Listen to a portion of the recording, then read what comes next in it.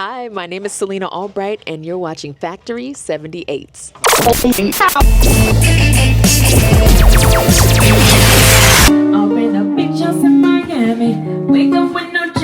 You moving to London, how does it feel?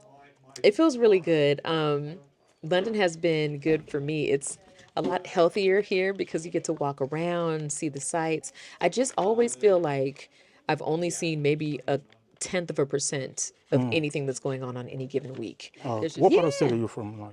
Okay, so originally from Southern California, Okay. but I most recently lived in Denver, Colorado. And it's not very walkable unless you actually live downtown. Oh, okay. So you have to have a car there. And so I was in the car regularly. Instead of here, you can take the train, the tube, the bus, and you can take whatever. It's easy to move around here. It's so much easier. And so I'm healthier here than I was in America. I lost 30, almost 30 pounds Wow. So what really just made walking around. you to move to the UK? God told us to move, so we obeyed, and now we see why we're here. Okay, okay. We're both being promoted at the moment, which is great. Baby girl, what's happening? You and your friends invited. Come on and get to clapping. The popping bubble. Well, I was only 2 when my parents knew that I could sing on key.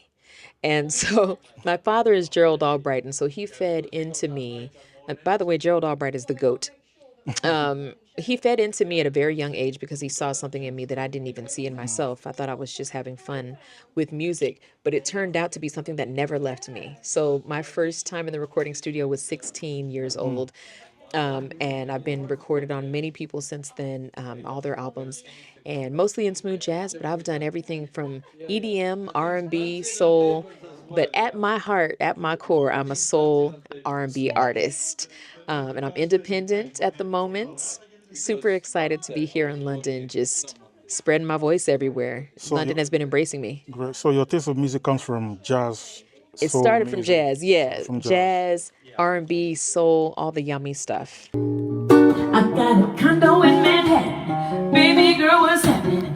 You 2017, you released an album called Conversation. Is that your first album? That was my first, yeah, that was my first full-length album. Okay. I had released singles. I released an EP called Brighter, which actually became #1 on the UK soul chart here. Conversation. Why do you name it Conversation? I named it Conversations because it spans 10 years of difficult and really fun conversations I had with people or with myself, figuring out who I was going to be. So it's one of my most vulnerable projects I've ever done on any release. So it's special to me. It's dear to my heart. champagne on ice.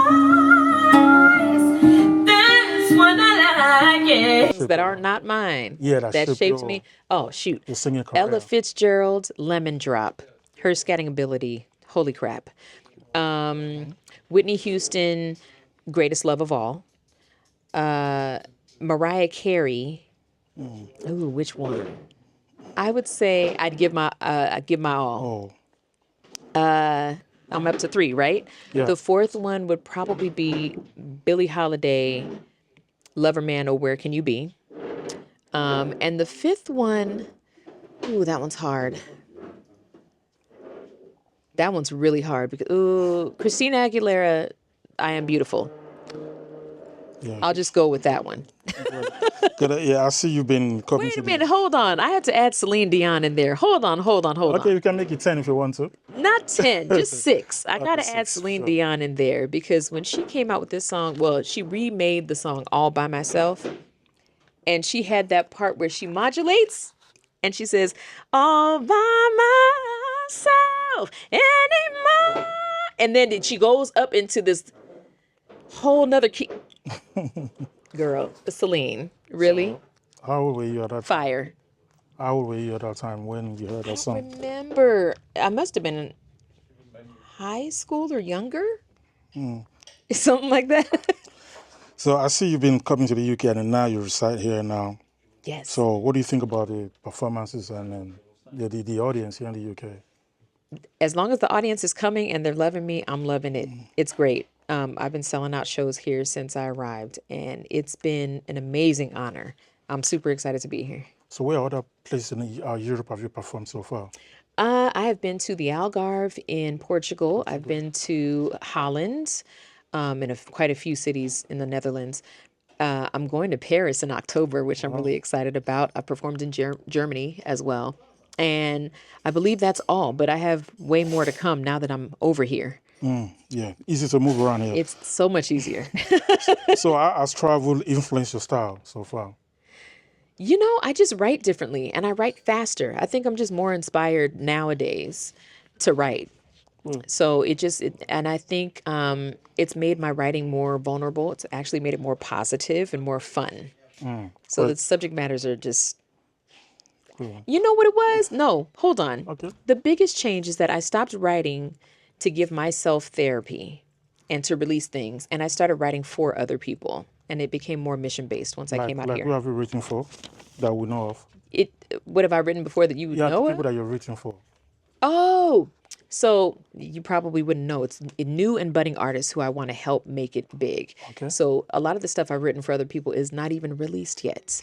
So what I mean is that I write with subject matters that are for the listener as opposed to for me to release things. Okay. Do you know what I mean? Yeah. To let people know that they're not alone and that they should, potentially seek therapy and seek some self-care on their own. Yeah. Red night, silk shoes and diamonds, alright. That's what I like. That's what I like. When people see me perform, they always say, it always looks like she's having fun. It always looks like there's just light that comes from me. So I've been nicknamed Sunshine. And I interact with the audience. It's a very interactive set and very high energy. But then also, I can do the opposite where I get serious. And so I take everybody on an emotional roller coaster, an emotional ride. So it's quite a journey.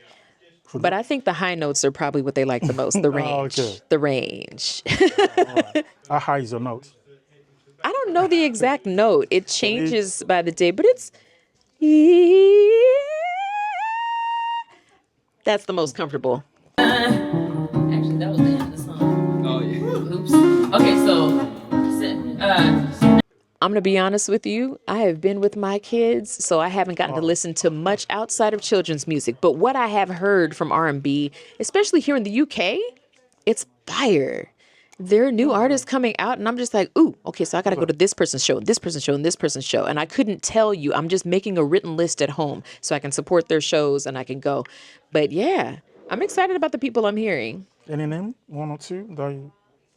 Actually, not off the top of my head. You catching me right before a show with lyrics in my head. What about in the States? None at the moment. In the States, I like Omarion's new stuff. Marion. Omarion, you don't know Omarion? Of course. Come I on, was no. about to say, you said, I'm a DJ. I'm so... like, wait a minute. No, I thought you would mention like someone like Cesar Masego, you know. I like them too, but I think I gravitate more toward people who are bringing the old sound into the new era because, the 90s was, I'm like really a 90s baby at heart, even though I was born in the 80s. And so, hearing that kind of music that harkens back to the past really makes me happy. I really love Alicia Keys's, especially her old records. They really got me, and I like her voice. And God, there's so many new ones that are coming out. They're just not coming to mind. So is there any comparison between old school R&B and a new wave of R&B? Oh my goodness. So it seems to be a little bit more auto-tune based and a little crisper sound and more, I think the subject matter really has changed. Yes. So they don't make music with raw emotion. I think it's become less subtle when they're talking about certain topics than it is now, where it's just all out there. To the window, to the wall, to the sweat drop down my ball. Like, they'll just come out and say it. I think it's more blatant now, and it's edgier, and it's punchier, and also a lot crisper. So in the past, the sound used to be a little bit smoother and a little bit more luscious, I would Can say. hear the kick and the snares. Yeah, that too. But in both. But it's just more computerized now. It's more MIDI based. Before it was more live instruments. Right. So I like both. they both have a place in the music industry. There's nothing Now, the wrong way with they either are one. chunking out music now, what do you think about that? Like every seconds, every minute. As a DJ, I receive a lot of music, you know, A like lot. You're shining on us, baby. Champagne on us. It's really saturated. And it's hard to get people's attention. So the attention span's getting shorter while the number of artists is getting larger. So it's just really hard to break through the noise. so how do you do? Like, do you still pay attention to radio or most of the things that you do more online? The Ooh, I radio do a play, do you mixture still of rate the both. radio play? I'm usually not in the car much. So now that we've moved to the UK, I can't drive on the left side of the street. So I'm not in the car listening to radio, but I do most of mine online. If I'm ever in the car, I'm listening to what's new on mainstream. But I really, really like discovering like new music Tuesdays on Apple Music. Oh, When they yes. used to do that. Now they just give you a Spotify ping and let you know when new music's coming out from your favorite artist. Then I like to look at the new ones, just whatever is hot, Right? and I let it So, go on repeat. It's us, and I agree. Jump in the I have to do some promotion or else none of the music goes anywhere, but I don't put pressure on myself. I've found that the right people who want to hear it will hear it, and God and the universe does a lot of the rest. God has definitely sent me some angels who've been promoting on my behalf.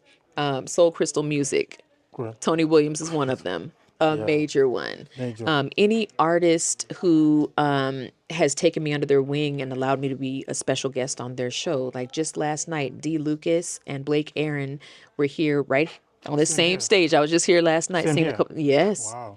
And they let me, join their whole party on stage. Like anybody who's ever done that, I'm just really grateful.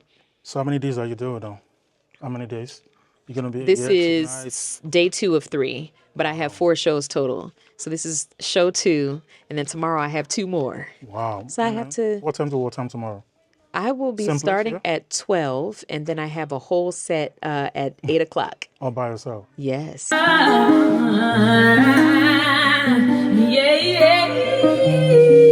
yeah. Everybody has a voice, and I think we don't find it because we're trying to fit some sort of formula. So if we get away from the formula, maybe just have the form to the song be the only part of the formula, but we add whatever instruments really speak to us. I think we would have a lot more variety, and that would be a good way to start. 'Cause everybody's looking for the newest, most different, the freshest thing. So it's important for us to bring our uniqueness and our freshness and our dopeness Well, to the music industry. Drop it for me, player, drop it for me. I'm in the beach house in Miami.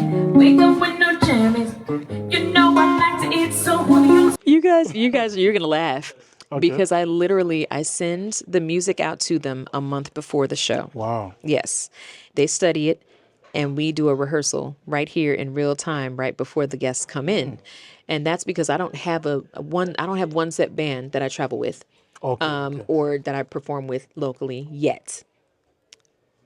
And plus, the guys I have, they're so amazing that they're traveling with other artists. Okay. You know, They jam with other artists. one of them is Orefo Rakue, and he travels with Billy Ocean. And so he's gone a lot of the time.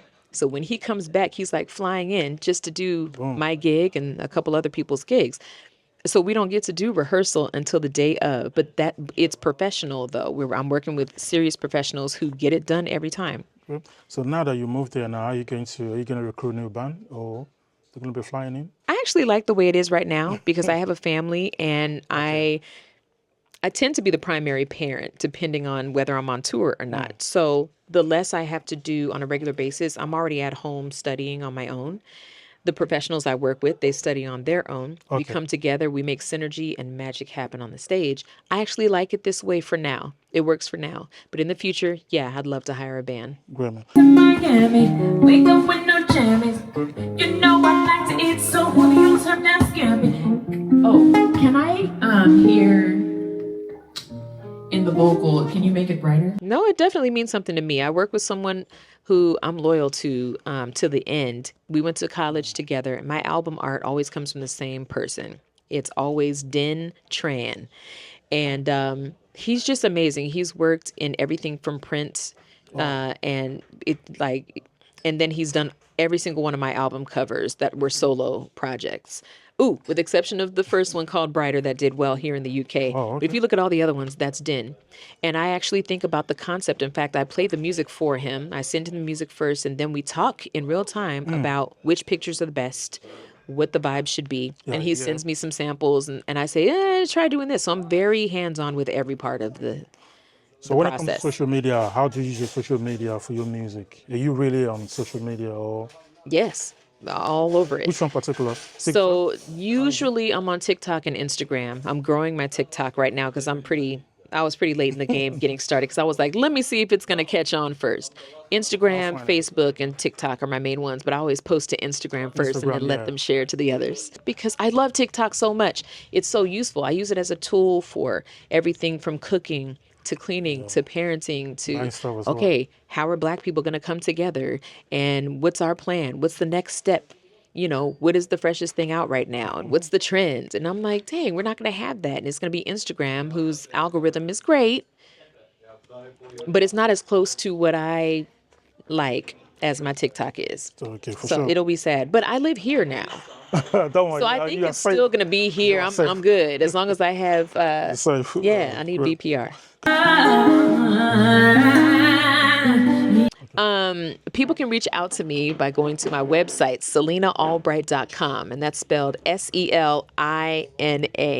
You can also go on my Instagram at Selina Albright. Any new projects? Yes, I'm actually part of a new band called New Frequency, and we're releasing something this year. At least a single will be released this year, and we have a feature on it, which I will not release yet, but I'm really excited about it. And it sounds like nothing I've ever made before. So how many Super people excited. make up the band? Is it like a girls group? There's 6 of us. Okay. So I'm the lead Lead vocalist, vocal. and we have a band from Holland called The Pact. And they came together with me for a show. They were the back line. And then we have from Italy, we have saxophonist Gianni Vancini. Yeah. And so all 6 of us just got together and said, we should just do something. So I'm in collaborative mode now. And I'm also working on a solo project, but I'm not sure when that will be released. I most likely would have a single sometime soon, as opposed to a full project.